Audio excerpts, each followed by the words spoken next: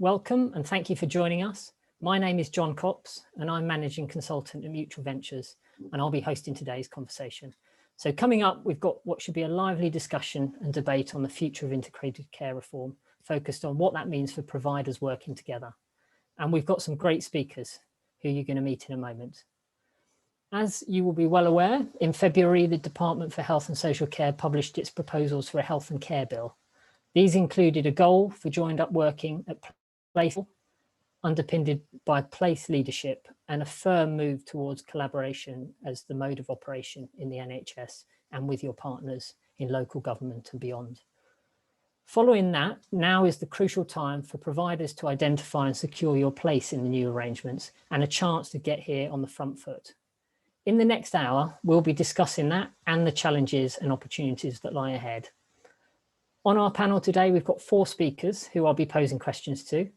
Before they introduce themselves, just a plea to you to use the online on-screen Q&A facility at the bottom of your screen to ask any questions that you have. Leave your name if you wish, and we'll try to get to as many of them as we can. My colleague Letty from Bevan Brittan will be managing this off screen and will interject as we get into the discussion to ask those questions. Those that we don't get to, we will follow up after the session, and we'll also be sending you a copy of the recording afterwards. So, introducing our speakers. Carly. Yeah, good morning, everyone. Hi, I'm Carly Caton. I'm a partner in the commercial healthcare team at Bevan Brittan. And that means I work on all sorts of contractual, commercial and partnering type of arrangements and matters, including supporting organisations like yourselves and groups of organisations together on their integrated care journeys. And my team at Bevan Brittan has worked with Mutual Ventures for several years on these sorts of projects now. Thank you. Matt. Hi all, my name's Matt Carter. I'm a senior consultant at Mutual Ventures, working alongside John, and as Carly said, we've worked for many years in partnership with Bevan Brittan. I've had many years experience both working in and with the NHS, and currently leading 2 pieces of work in 2 different systems, very different contexts, establishing provider collaboratives. And hello, Monique. Good morning everyone. I'm Monique Carrier. I'm currently the Director of Strategy and Transformation at HRCH NHS Trust. We're a community health provider and I lead on strategic partnerships for the organisation, and we straddle 2 ICS systems. And our 4th panellist is James. Morning everyone, my name's James Wilson. I'm Director of Transformation, working across 3 different community provider organisations. So Essex Partnership Foundation Trust, North East London Foundation Trust and Provide, who all work across the Mid and South Essex geography. And I'm a joint appointment across all of those 3 organisations, and also have a kind of dotted line into the accountable officer for the CCGs across Mid and South Essex. And I'm sure I'll come on a bit more as we get into the discussion about the kind of uniqueness of that role, and more roles like that in the future, I'm sure we'll start to see. Thank you, John. So we've got a range of experience there across practice and across some of the technical aspects of these issues. So I want to start to kick off by asking each panelist just to give a minute to answer a question to kick us off. So in your experience, how important is shared purpose across places and systems to collaboration? And how far down the road do you think we are to having that shared purpose? Matt, do you want to start? Shall I go first? Yeah, of course. I think it's absolutely critical, as we've seen time and time again. And as myself and Carly stressed in our previous webinar, it's something we strongly recommend is set out from the offset whilst exploring any form of collaboration or partnership working. And that shared purpose, that shared vision, those shared principles, the shared strategic objectives need to be agreed by all key stakeholders right at the offset, and then they're used as a benchmark throughout any exploration of partnership working. They can be used as a sense check over time. Are we still on the right path? Are we achieving that shared purpose, that shared vision? And also I've found it increases assurance to each of the sovereign boards. Yes, we are still in alignment. Those shared principles, that shared purpose is still sacrosanct. And James, I can see you nodding at that. What is your experience about shared purpose showing in Essex and beyond? Yes, I think, as Matt suggested there, shared purpose is essential. And if we've learned anything over the last year in the NHS, where we've had COVID, and that kind of focus around that, as that shared purpose means that we can move mountains across through partnership and collaboration. And I think it's worth reflecting on the learning for that as we kind of build into kind of more collaborations across the system moving forward. And I guess that's something that we've been doing in Mid and South Essex. It's not easy, I think, when you've got trying to work out what that shared purpose is. And I think part of the essential trick as we're developing this is if you go back to the principle of the NHS and the triple aim that we've all got around, improving population health, improving quality, and making efficient use of resources, that's a great place to start in terms of that shared purpose. And then I think you'll find as you work through with different stakeholders and different groups, as you start holding the kind of mirror up to that, you can kind of work through, actually most people will come back to that being a core and common shared purpose, but it takes a while. And I'm certainly finding with Mid and South Essex, as you go around, just needing to do that kind of system leadership role and hold the mirror up a bit to find out what that shared purpose is, and then keep on revisiting that back. Because I think it's easy for people to get slightly distracted from that as it starts to get a bit more real and we embark into some the organisational kind of change as we go through. Monique, does that reflect your experience? Yeah, I think, and just building on what James was saying there, I think sometimes we can get a little bit hung up once you've got a good shared purpose and you've got those documents that Matt was referring to. It's quite easy to get hung up on the process of that. But actually, I think trying to understand what your shared commitment is, that real commitment, as James said, when we can get distracted, how do we come back to what we're focusing on? And I find something that's helped where I've been working is about being able to look through each other's lens, so we can all relate to the triple aim. Of course we can. And we should be all focusing on this anyway, because integration and integrated care has been part of the agenda for a while. But actually being able to look through each other's lens to see how are you seeing it, and what do you need from this, and what's the incentive for you as my partner for coming into this, I think has really helped us bring that shared purpose to life in one of the place systems that I'm working in. And Carly, anything to add on that? I mean, in terms of the legislation, it's obviously quite technical stuff, but when it comes down to it, it's about patience. Exactly. So Matt used the word critical and James said essential. I had written crucial when I was thinking about this question. Shared purpose is crucial because if people don't believe in what they're doing, it simply won't happen no matter what the legislation says. So I think that's really important. And in terms of how far down the line we are to having a shared purpose, I think that's very varied around the different ICSs that I've seen.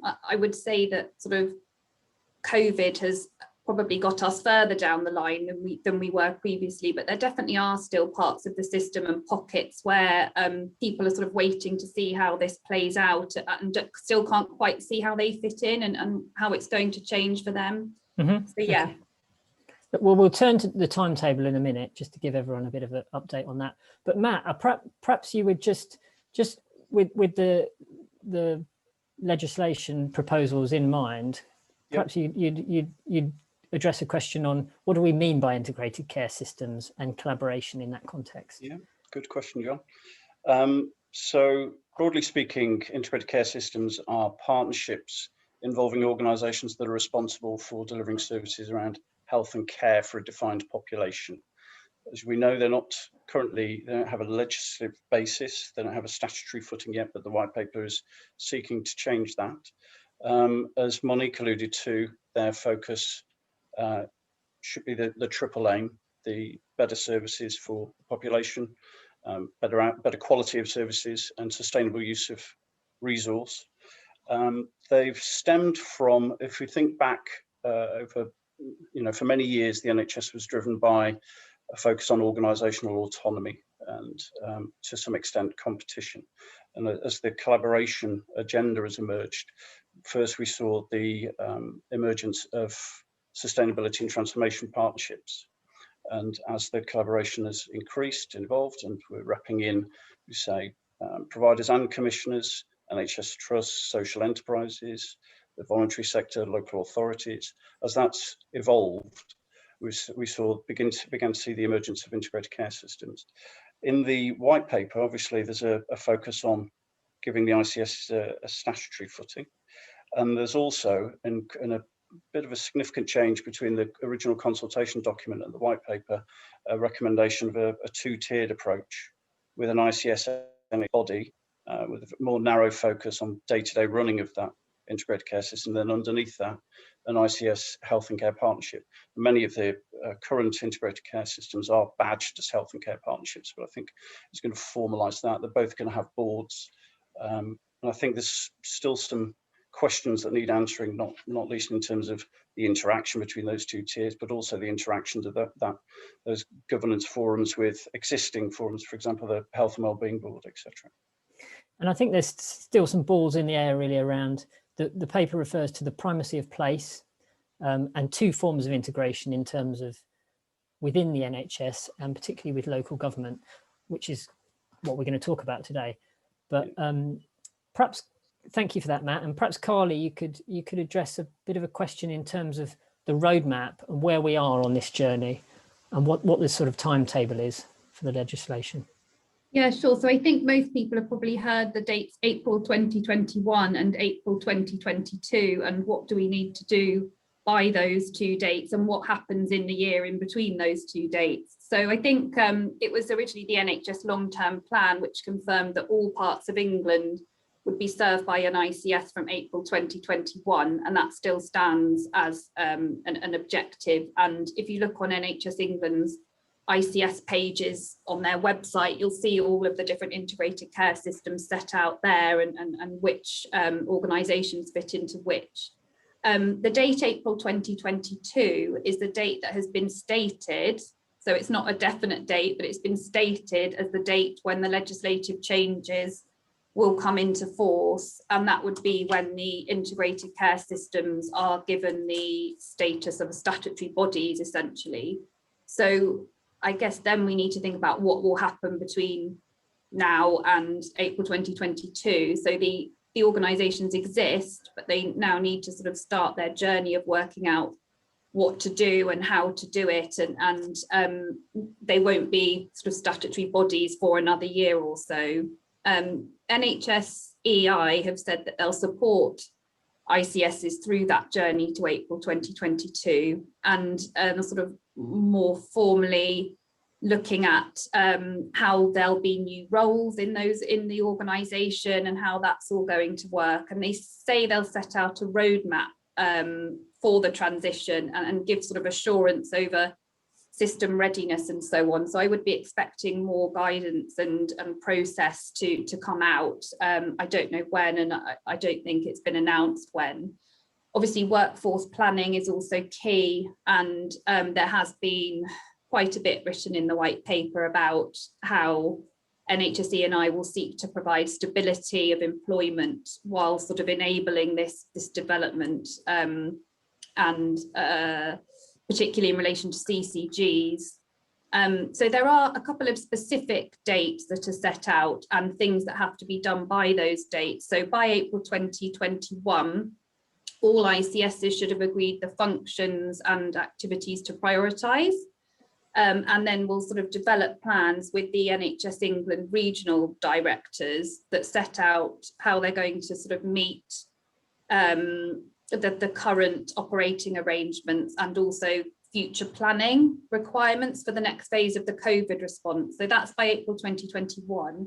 And then by September 2021, all ICSs have to set out implementation plans for future roles and sort of state how they're going to adapt and take account of the legislative developments. And then obviously April 2022 is when the statutory status will come into play. And so, Carly, I suppose necessarily there has to be an asterisk by a lot of this stuff, because these are proposals and there's a process to go through. So a lot of that stuff was focused on the system. When it comes to providers, how much do we know about the timetable there, or what do we think about the timetable there? in terms of being brought in and into these arrangements and how and when they'll be asked to do so, I think that will be very dependent on each ICS and how quickly they get the new roles in place that are needed, and how quickly some obviously are already doing this, so that's great, and they'll be quite far down the line. Others really are called an ICS but haven't really started very far down the journey at all. So in terms of providers' involvement, I think some providers are still at the stage of thinking, what does this mean for us? When do we have to do something? What do we have to do? And some are probably already actively involved in forming collaboratives and so on. Don't know if anyone else has got any points on that. Yeah, well, I think one of the purposes of this webinar is to help providers think about that and get on the front foot, which is, I guess, why we've got Monique and James, who are in systems who have done some of this thinking. So I guess to pose a question to you two, maybe start with Monique, what do new proposals mean for commissioners and providers, and what options are there? Yeah, so I think it gives the opportunity to align more of commissioning and provision together. In one of the systems that I am working in, one of the places, actually, our local commissioners have been quite proactive. So actually invested in trying to support some of the collaboration that needed to happen at place level. And really what we focused on was underpinning some of our collaborative working. So really trying to get community and primary care to be more integrated and kind of be that solid building block to build off, if you like, to then have more integration at place level. And that's worked really well. But the commissioner, I know, was very proactive in their thinking and ahead of time. I think now, though, what we're seeing and what's coming through in the reforms is actually really trying to bring commissioning in line with integrated care and delivery. And I think that some of the things we're doing is about how having our commissioners at the table as partners, because sometimes it could be, traditional commission. I was a commissioner for 10 years, but commissioning and provision can be quite separate, isn't it? And sometimes as providers, when we want to be proactive, we can sometimes want to keep the commissioner a little bit behind the scenes of what we're doing. And actually what I've found is have been more proactive to engage the commissioner, but as providers being a little bit more cohesive in your approach. So being clear with the commissioner what we're looking for and what we're asking for, and asking them to come on board. But we've actually kind of galloped a little bit in one of the systems where we're saying, let's look at our resources across the board. So let's look at our transformation resource across provision and commissioning, and can we bring those together without needing to have, massive governance, and just go forward on it. So I think some of those enablers, maybe is the word we usually use, isn't it, about how we can move forward. I think that we've done some of that already, and I see the reforms as kind of helping us to pull that together more. I don't really see the bit about the CCG bit, whilst I think it can be unsettling for our local teams. I think we're still going to have some sort of local provision anyway. So this thing about a single CCG is brilliant. It makes sense. I can understand in theory how you want to bring commissioning together. But to be honest, in practice, there will still be local commissioning teams or individuals that you'll need to work with. And I think the opportunities there is to maybe work more as a cohesive team. Mm-hmm. And I think one of the things that does come across in the proposals is the fact that legislation is an enabler of change. It's not the kind of change itself. So it's up to local areas to make some of their own decisions. So absolutely. I guess in different areas, some will be driven a bit more by commissioners at the moment, and some will be driven a bit more by providers. James, I don't know if you've got a view on that or experience in your... Yeah, I think your last point, John, is really pertinent, because for me, it gives permission. If people didn't think they had it before, it's now going to absolutely give permission to start collaborating and integrating together. You take the kind of the practical bits within the document. So we're going to have this ICS NHS kind of commissioning body thing in the future, and we can have providers kind of within the governance and on the boards. But there's a real danger, and I think a fear for me, that people get really sidetracked into that kind of organisational form and governance side. Whereas I think that the wider bits and the direction that it absolutely solidifies for me is saying you can now bring the barriers between what is kind of that traditional commissioning and provision, explore different joint roles across, and what does the single change team look like to deliver the kind of wicked problems we know we've got across the system. Reflecting on kind of where we're at in Mid and South Essex, we know we've got a significant challenge around kind of workforce and the kind of resources around that. We know that we've got significant challenges off the back of COVID in terms of backlogs for different services, and we're also got the fear and touch wood it doesn't emerge, but is there another wave of COVID and how do we respond to that? And I think our ability to start really thinking about how do we do that together, and I think it was mentioned earlier around moving away from that kind of organisational autonomy, and it's easier said than done, I think, in terms of actually we've built up for years and branded different organisational forms of the NHS. We've created different cultures within those and value sets, and we've put a lot of that kind of organisational development into that. And now we're really testing some of that, saying actually we want you to, if you like, take off your club colours, if you take the football analogy, and we want you to play for the England team now. And for some people that's really easy, and for some people they'll be so kind of wedded to their local club that it will find it difficult to wear that different t-shirt. So I guess that the implication for me really is that this gives that full permission. We really need to focus on the change, and I think that will stand us in good stead. I guess my just caution is don't get too caught up on the kind of governance and organisational form, albeit important. You need to be able to box that off and then focus on the change. Yeah, that sounds very sensible. Just to the only bit about the England analogy that worries me is the performance of the England team. But yeah, we won't go there. James, could you say a bit about practically what's happening in South Essex in terms of how are you how are the conversations happening? Are you all around the same table? Are you what's the so yeah, from the it covers the Mid and South Essex geography, and that means we've currently got 3 community providers who all deliver services across that geography to 5 current CCGs. And obviously the CCGs are looking to kind of collaborate and moving ultimately to kind of one under these proposals. And what specifically with the community providers, they're looking to develop a contractual joint venture across the 3 organisations, which I guess is the stepping stone in terms of a formal collaboration between the 3 organisations to look at how they can jointly focus on improving outcomes for that population. And I guess my role in that is working through with those organisations what that means and the kind of what we're building now. And that's where the kind of white paper is really helpful, because again it just reinforces that permission and the need to collaborate. And I guess I'm working through, if I go back to that analogy of what's it mean to focus and work for that wider team, but also ensuring that this isn't just a consolidate everything and do everything kind of once across the system, that there's the real focus and kind of release of resource we need to get at place through this. We're working through what that means, but building on the strengths of each of the organisations. There's a huge amount of innovation across the different organisations, and the power of spreading some of that across brings some real benefits to those organisations and then ultimately to the patients. And that contractual joint venture, so that's one option that you considered of many. I mean, and as you said, it might be a stepping stone. Is that?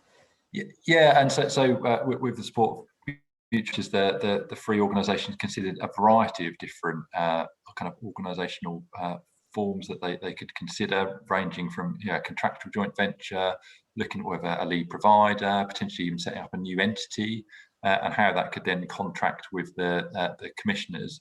I think we're really fortunate in Mid and South Essex that, and part of the duality of my role is that the commissioners aren't driving a certain model.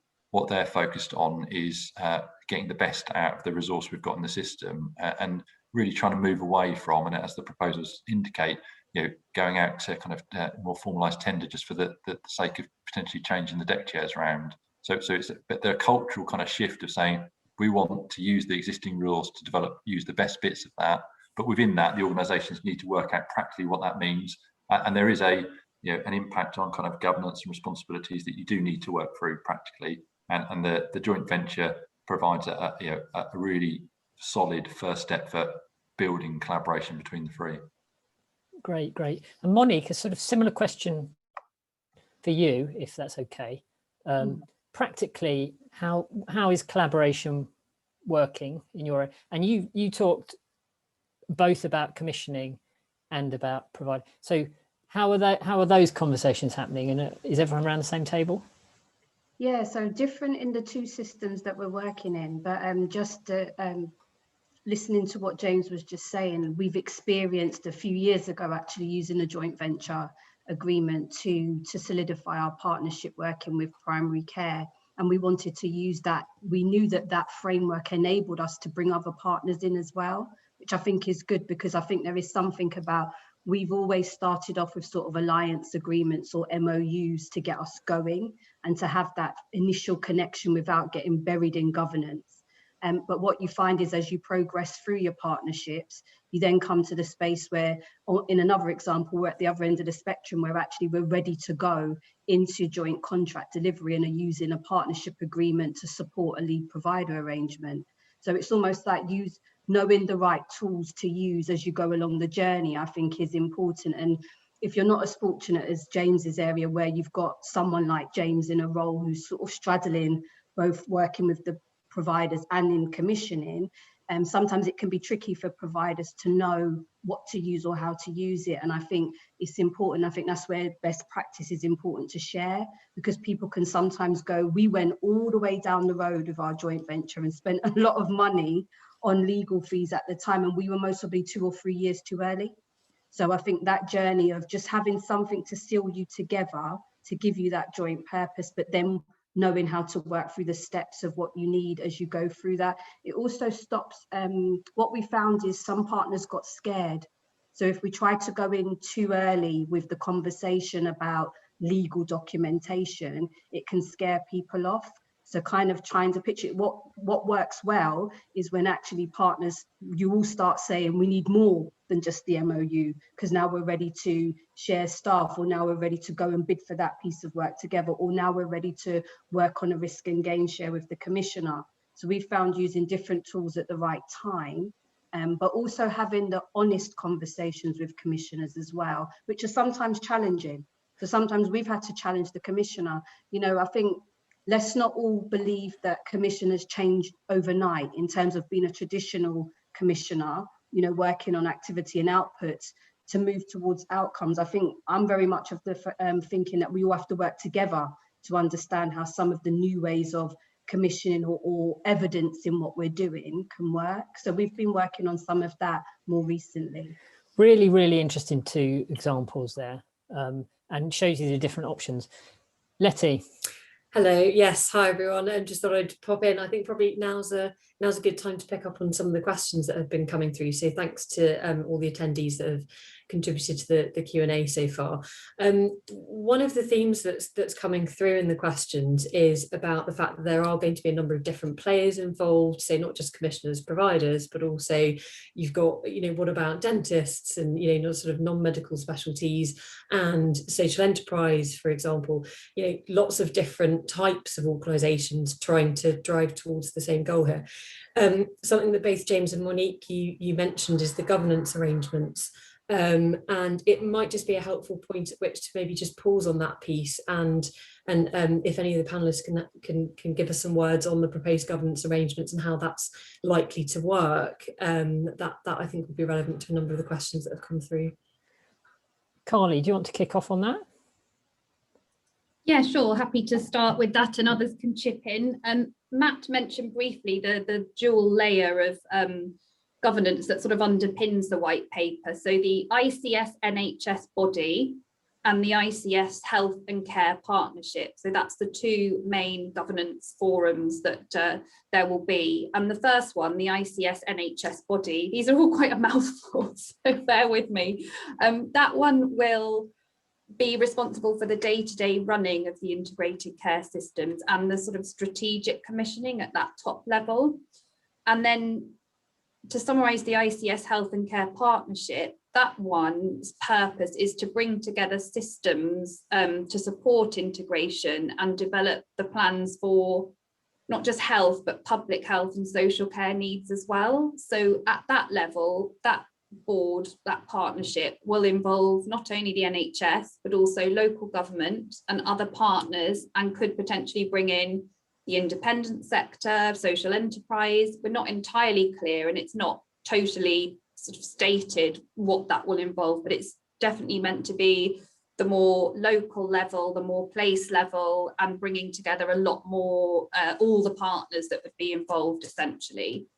So that the two expressed reasons for having this dual structure, well, the two integrations are integration within the NHS itself to remove barriers, and then integration between the NHS and others. So that's what the second board is for. I think in terms of how that's actually going to work, ICS NHS body and local authorities must have regard to what the ICS Health and Care Partnership are doing and what their plan says when they are making decisions. So that's been expressed as the way that, you know, they'll try and sort of work together, and one must have regard to the other. That but we're not totally clear on, and we hope we will get further clarity on exactly how these two forums will work together, and also alongside the health and well-being boards, which are still going to remain in place as well, and how exactly that will all fit together and work is a bit of a grey area still, I would say. I don't know if anyone else wants to chip in on the governance and the planned governance arrangements. Oh, the other thing probably to say is that the idea of the ICS NHS body sort of merges current work that ICSs are doing and the functions of CCGs at the moment. So that's been expressed to be sort of a way of summarising that ICS NHS body. And also they will have power to delegate significantly to the place level and to provider collaboratives. Matt, did you want to jump in? Yeah, I was just sort of to reinforce that. We're obviously working through governance arrangements with our provider collaborative programs of work. And as Carly mentioned, both of those include a mixture of providers, from trusts, foundation trusts, to community interest companies, and obviously with different governance arrangements internally, and trying to align those and learn good practice from both and standardise where possible, but also implementing either, you know, committee in common or partnership board, which will transition to decision making on behalf of the sovereign boards. That the phrase we'd like to use, the earned autonomy from with significant assurance provided to the sovereign boards. And it looks that the white paper is seeking to facilitate more of that, I think, in terms of joint committees, joint roles, etc. So I'm feeling optimistic about that. And as Letty said, just and looking down the attendee list here, we have a number of people joining from community interest companies and non-NHS trusts. So some of the technicalities of that we can get into conversations after this with people if they wish. But Carly, I don't know if you want to just have a word about what's said about community interest companies and other social enterprises in the proposals. Other than there being a potential for them to be a partner on the ICS Health and Care Partnership and that board, I'm not sure of anywhere else they're mentioned in detail. So if anyone else is, please do jump in. But I think it might be a case of I don't know, because it's not in the white paper, rather than I just don't know. Well, certainly James and Monique, there's in your geographies, there are social enterprises providing services. I don't know if you've got any comment on it on that. I think there's something about when we think about place partnerships. I think what I find frustrating is there's almost a dual layer, isn't it? So I think it's important. So there are some things, when I know some of the community interest companies we work with, they're not formally invited into certain conversations because they're not an NHS provider. But actually, for me, they are a main provider of NHS care, you know, in one of our footprints. So I think as a place, I think you've got the autonomy. And I think this is important in this conversation actually too. James touched on it, but it's about recognizing that we have got some autonomy and an opportunity to be proactive as a provider. you know, and step forward. And I think it's about us as NHS providers or another, if we're coming together as partners, that we can choose the accountability arrangements within reason into how we're collaborating, and to see our KIC partners as equal partners in respect of that. And I think trying to call some of that out in the conversations that happen in 21-22 about how this is going to shape more is really important to do that, because we need to level that out more. There shouldn't be a difference, and there shouldn't be a disincentive, I think, for community interest companies. Great. Letty, any more questions from the audience? I was just about to say that is a wonderful segue, Monique. Thank you. Because there's been quite a few things coming, sort of questions coming through around how, especially the smaller organisations, can actually get a seat at the table, and actually how, you know, you might be invited into these groups, particularly if it's an area where there are lots of different organisations. So it might be helpful if we can touch on how the existing commissioning processes will be affected by this, and how much that's going to change. Obviously, we know there's a lot going on in the CCG landscape as well, so it might be helpful to see if anyone's got thoughts on how those processes might be affected. I don't know if you want to take that one, Monique, how commissioning processes will be affected by the proposals. Yeah, I think there's a few things in there, isn't it? So there's something about the where commissioning will take place. So I think, you know, there's commissioning happens in different places at the moment, isn't it? And as a community health provider, one of the things that we have public health held contracts as well. So if there's going to be a change in bringing that back into NHS commissioning per se, what will that look like? I think there's a concern about specialised commissioning. And if that is going to come into a more place or ICS level, you know, is the resource going to follow that accordingly? Because I think that will massively affect budgets locally if that doesn't come over properly.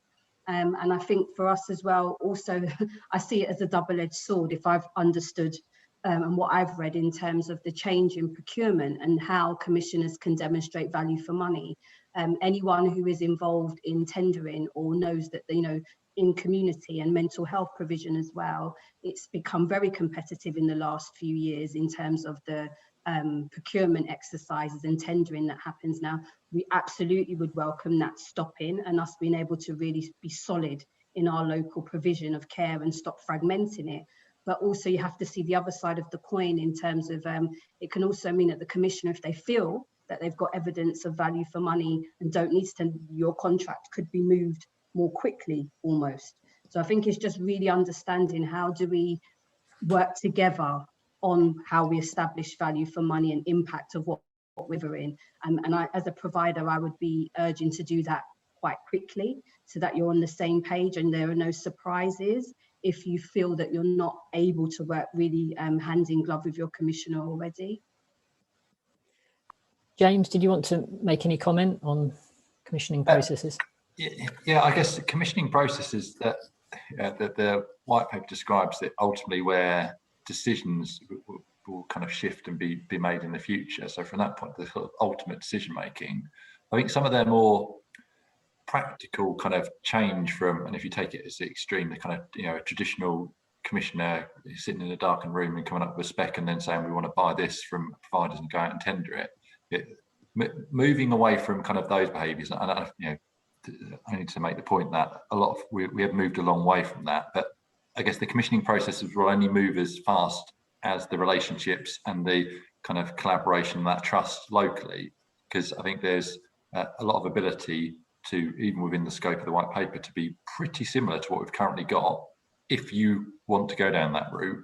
I think that the opportunity, and I guess that the plea to people who are listening in today is, I think, go and have those conversations, look and explore different ways of doing things. Some, you know, the ability to move away from having to have a commissioning team and then a provider team looking at change, the sort of opportunity for joint roles. You know, my role, for example, is quite difficult to work it through the mechanics of it. We managed to make it work where, you know, there's that trust across the system that you can bridge the divide between, you know, wearing a kind of provider hat and wearing a commissioner hat. And I think ultimately that will lend itself towards that kind of most efficient use of resources, because we want ultimately the same thing, And I think there is going to focus on that kind of trust and relationships, and that will then enable the relaxation of the traditional commissioning process and just focusing on what do we want to do together to improve the outcomes for our population. I think that's where we need to focus on. Great. And related, I noticed in the proposals there's also there's work on making it easy to make joint appointments. So yeah, that would be a useful step. Yeah. Letty, any more questions from the audience? I think I saw something on procurement.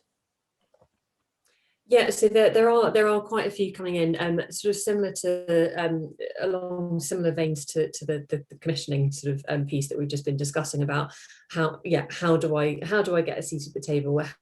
How can I come to the party, especially in those areas where there are lots of different providers. So yes, absolutely, it'd be helpful to have a think about that. So maybe that's a question again, Monique, for you. You've talked about the importance of all different types of providers to delivering good quality care. So how, as a smaller provider, how would I go about getting in the conversations? Yeah, so I work for a smaller provider in terms of, okay, we are a community provider, but we are one of the smallest trusts in the country. And actually, I think we made a decision as an organisation a few years ago to really prioritise strategic partnerships, because we felt that was the only way that we could really meet our outcomes of providing coordinated, integrated care.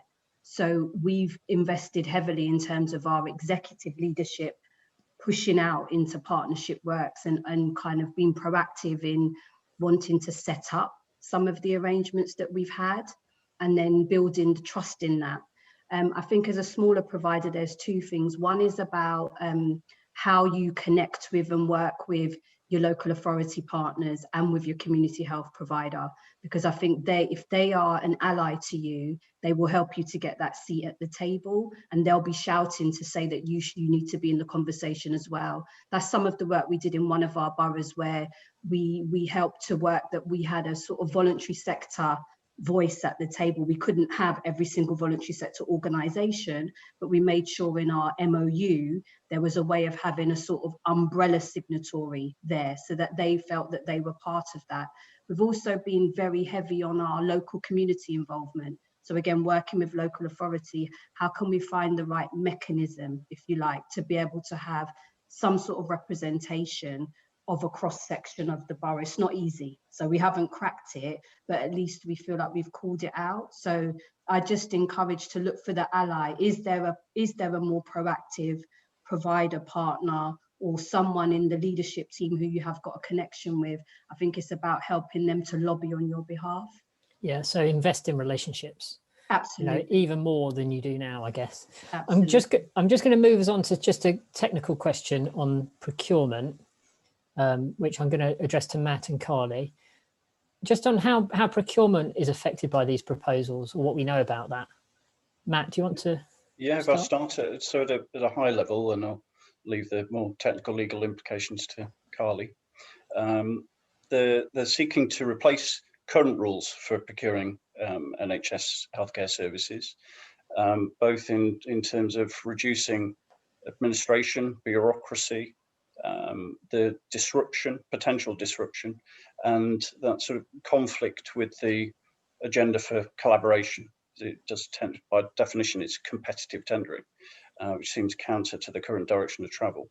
And in terms of the partnerships the provider collaboratives we're working with, I'm hopeful that this will provide a greater level of certainty. So some of the conversations we've had are, will this exploration be disrupted by a competitive tender? Can commissioners use that as a lever to fast track partnership working, which there are pros and cons to that. Equally, there is concern about, if we're looking to address mid to long term genuine sustainable partnership working and transformation, then we need time to do that. And I'm hopeful that the changes to the procurement approach will enable selection of if new services or services are significantly changed, there's greater scope for a longer duration once those are selected. We've seen CCGs understandably concerned about the level of risk posed by direct award currently, particularly over a certain threshold or over a certain contract duration. And on that basis, there's a consultation on a provider selection regime, with the consultation due to close April this year. And that sets out, so broadly, three options. You can continue with the current arrangements, you can select a new organisation for a new service if it has changed significantly or it is new, or you can still go out to competitive tendering if that is the most appropriate route. And as Monique alluded to, there are some clear criteria for deciding those options based on quality, value, collaboration, social value, and sustainability. So again, some caution, as Monique said.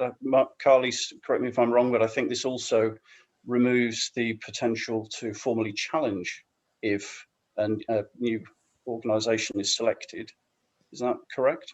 There will still be some ability to challenge. It'll be different. So objections can still be sort of made in relation to a process or an outcome. And then the decision-making body has to consider those. So it's less formal than currently. It's not set out yet, but there are sort of, you would still have to have a discussion, and the decision-making body would still be obliged to publish a formal response to any objections that come in.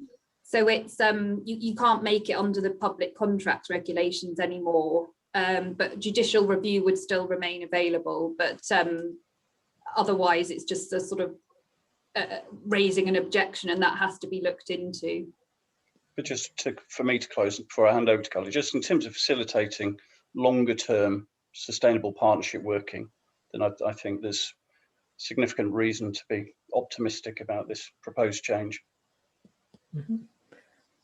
Carly, any further comment on the? Well, no, I think Matt's done my job for me. So no, basically just to say, yeah, that the current rules governing procurement will be removed and replaced with this new regime. There will be some primary and secondary legislation and guidance going along with it. And it will apply to all organisations responsible for arranging healthcare services, so not social care services, not supplies into the health sector, for example. And the overarching theme is that any arrangements for the delivery of healthcare must be made still in a transparent way, in the best interests of patients, taxpayers, and the population. So that's still quite a broad ask, and that's what must be followed. And then it's got the three tiers which Matt sort of already mentioned in terms of how or how an authority can go ahead with a procurement. So the continuation of an existing arrangement, identifying a most suitable provider for a new or substantially changed arrangement, or still doing a competitive procurement. And there are various things that will have to be shown in, for example, that it is in the best interest of patients, taxpayers, and the population, for example. So it'll be more about getting your story in order, really, as to why you've done something in a certain way, and making sure that if an objection was raised, you could fully answer that objection. Brilliant, thank you. Question now for sort of, perhaps James, you could pick this up. Around collaboration so it's easy to mandate collaboration from the top down, but how can we make sure, in your example, how can we make sure it's the place that makes the decisions it needs to make to ensure it's fit for purpose? Yeah, I think something that I spend quite a lot of my time debating and discussing is kind of system versus place, and where we should be kind of services might naturally sit as within the collaborative, and from a commissioning point of view. Yeah, I think it's really clear, and everyone's kind of supportive that where it makes sense to kind of have decisions made at the lowest kind of possible place, to have really good integrated services as local as possible for the population is the right thing to do. I think that, and as part of that, the collaborations, the alliances, certainly within South Essex, kind of exist to kind of facilitate that. I think the interesting discussions as we'll all embark on as we go through this is going where you then overlay the kind of things we think, well, what's the most efficient model to deliver certain services? Sometimes there's a case that on a slightly larger scale, and talk about some of the specialist services we've got across some of our providers based at the moment, where we've got kind of an arm and a leg of a specialist nurse in one patch and another patch and another patch, and the sustainability of those services is almost non-existent. It only needs someone to go off sick or maternity leave or something similar. That means that you've suddenly got a very destabilised service. So there's a lot of discussion, a lot of energy actually, I guess we've focused on the kind of system-based debate, and I guess where we've landed, the experience that we've got to is that there's some really obvious things that make sense to integrate and work on locally at a place-based area, and actually releasing and focusing on that, enabling those quick wins is really important. So we've done that, and equally there's some equally important things to do at system, and I guess in making sure that we get that right, listening to our staff, listening to our patients and wider citizens in shaping that is the really important piece, and it will be different even within our geography. Different place subsystems will be different, and their pace of change will be different. So the collaborations will only go as fast as they can with that kind of trust and relationships that they've got. And I guess one thing I've written down in my pad as we're going on, being able to deal with ambiguity is a pretty key skill for all of us as system leaders moving forward, because if you want the kind of clear roadmap, it doesn't exist, and it's going to be quite a sort of windy road that will go on. That's really, really helpful. So as we sort of approach the end now, I just want all the panelists, I want to give you an opportunity just to reflect on a final question and give your reflection. And can you keep brief if possible? So I'd like to ask you, what would you say the single most important factor for collaboration to be successful is? And perhaps I could start with you, Monique, on that. Yeah, I think we've said it a few times this morning, but trust.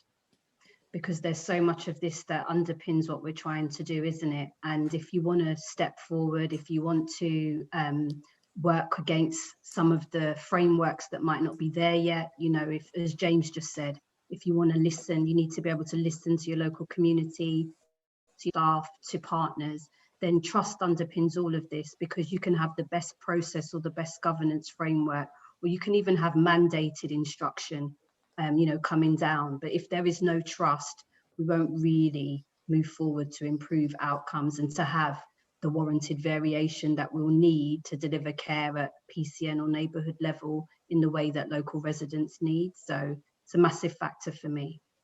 And Matt? Well, I couldn't put it better than Monique, to be honest. I was going to say relationships, but that is relationships based on trust.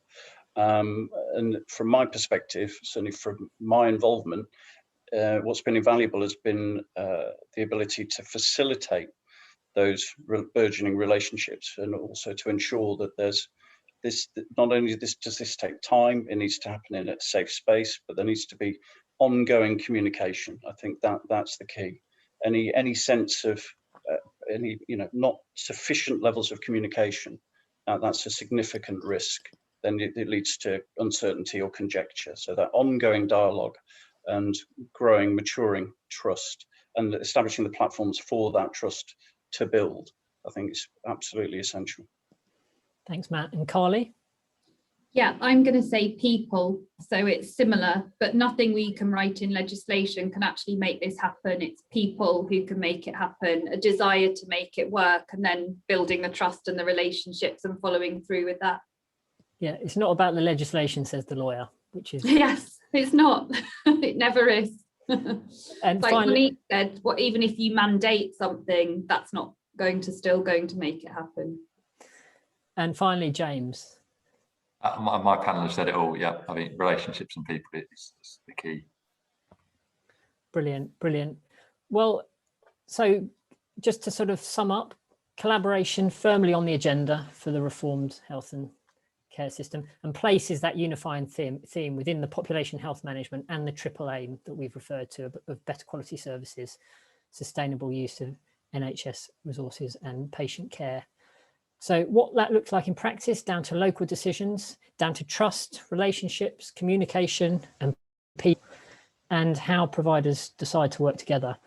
So moving on this quickly will be key for you, and making the most of strengths in your area, building on relationships and people and places.